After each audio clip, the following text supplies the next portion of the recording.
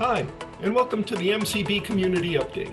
My name's Eric Joseph. I'm the Executive Director of the Audible Local Ledger, located in beautiful Mashpee, Massachusetts.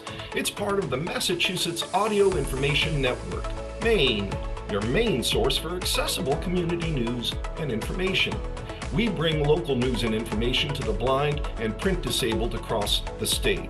As part of this podcast, we'll interview the Commissioner, John Oliveira, of the Mass Commission for the Blind, quarterly. And in the intervening months, we'll bring experts who have a lot to offer to our community. And we'll listen to what they have to say, we'll ask them some probing questions, and hopefully we'll all learn together. We welcome your feedback and hope you enjoy our series of interviews.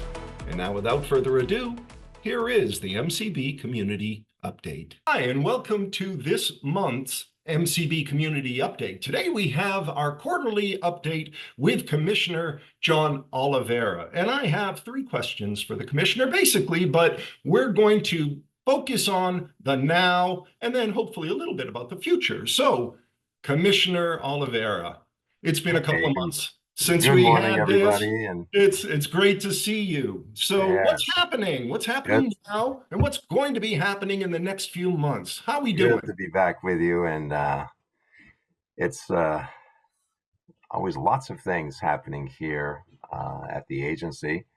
I just came back from last night at about midnight. I got to my house maybe 12:30 and had a good night's rest and ready to go again. I was at a American Foundation for the Blind Leadership Conference in Minneapolis.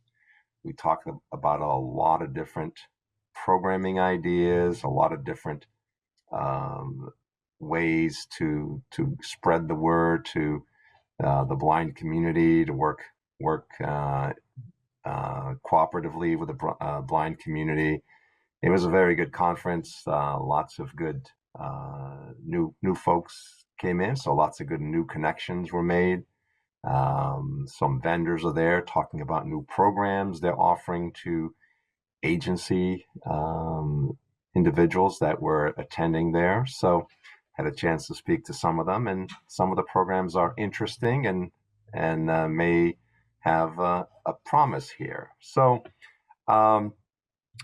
what's on the immediate agenda right now is our reverse job fair. It's something we've done now for several years, and we have two sessions coming up where we allow individuals to present to a group of employers. So it's a one-on-one pitch of yourself. And the employers all have the individual's resumes, and they're watching and listening to your pitch. And if they have an opportunity that they think might fit with you, they will schedule a one-on-one in person or online interview to get more information, explore more about that information. So that's going to be done in two sessions. So the first session is tomorrow. We have 20 candidates, and then the second section a few days down the road, and that's going to be 22 candidates. So that's an interesting concept. A lot of the employers like that because they get to a chance to look at everyone's resumes in advance, and they all have been provided to them. And then they get to see and hear the individuals online, addressing them as a group. And if they feel that would be a fit, they move forward. So a great opportunity, and hopefully we get a couple of job placements. Everything we do at MCB, we hope that we get a few job placements. We have 42 candidates. Hopefully we get a bunch of interviews, and maybe a few will fit and be offered job opportunities. So the other thing coming up here at MCB. Excuse me, Commissioner, can I ask, how can someone register for that? If someone's interested in the second session, is it full or is it still open? It's all full. The way to register for these sections is to be an active vocational rehabilitation client with the agency. Okay. And our counselors are working with you. So if someone is looking for a job, then you need to reach out and become active with the agency in our vocational unit. And the counselors will with our employment services unit, will start handpicking or selecting individuals, and through some screening they do and reviewing of resumes and some other prep work that they do, then they select the individuals that are job ready. Right. And just because this is the one thing we do now, but there are in-person job fairs that we collaborate with other agencies on. There's other opportunities. This is just happens to be this very specific one that we've been focusing on for several years. But if anyone does want to reach out to the agency, you can, and contact a vocational counselor if you're interested in being part of our vocational services program. And just so you know, Commissioner, we did turn that into a PSA at the Audible Local Ledger. So the information for how to contact the people at MCB is repeated often. Okay, great. So people understand how to reach out to us, which is In great. between our readings. Yeah. Yeah, I The got other you. thing you So, were going to tell us about? oh yeah, so we got the our Focus conference is coming up on October 2nd. It's another partnership with the Department of Developmental Services. We have lots of mutual consumers that we serve together, and annually we get together, and both agencies, staff, and consumers. The consumers again are selected by the staff of the agencies to come and they're presenting or they're participating in certain programs that we want to talk about at this conference. And we have a good day of fellowship and get to learn again about each other and meet new individuals and get to see some of the successful things that some of our consumers with developmental issues have, along with who are blind. And it's usually turns out to be a very good conference. It's a collaboration we've had for years, something we always partner together on, and it's always a great turnout for this event. And again, that'll be October 2nd. And right after that, I'm going to the American Printing House Conference. It's an annual meeting. I'm the ex officio trustee representing the agency, MCB. We have an account that we serve individuals, adult individuals who are in day programs with lots of accessible equipment that they can use to participate in many of the activities at these programs or receive training. So that every year they have a 2-day meeting, show us new products, and they have some new graphical products that will draw pictures, take a picture, and we'll put it up so that you can feel it by touch what that picture is.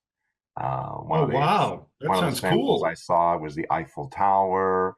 It's also good for graphs if you're doing some graphs, and that works out well. It's going to be very helpful to students who are in school, and a lot of probably employment opportunities down the road. The product is brand new. It's just starting to ship any day now, so it's still out there. We have a lot of what's supposed to be potential, but once we see it hit the field and be put to good use, then we'll see what this product can really do. So it's a full, it's a large multi-line display, and usually you see Braille in one line. This is going to be multi-lines, and it can do pictures and it can do Braille in the pictures too. Wow. So if you have a map, say a map of a certain state, it'll have all Mhm. the Braille, pointing out different parts of that state or different things that want to be highlighted. So it's a brand new product. Again, we'll see how it works and so how effective it is. And we've had lots of good reviews on it. I've seen Did it you once try for it about out? Did you yeah, I've actually seen it. get, what's it Yeah, feel I saw it like? once for about 10 minutes, Yeah. and so I'll have to spend more time with it next week.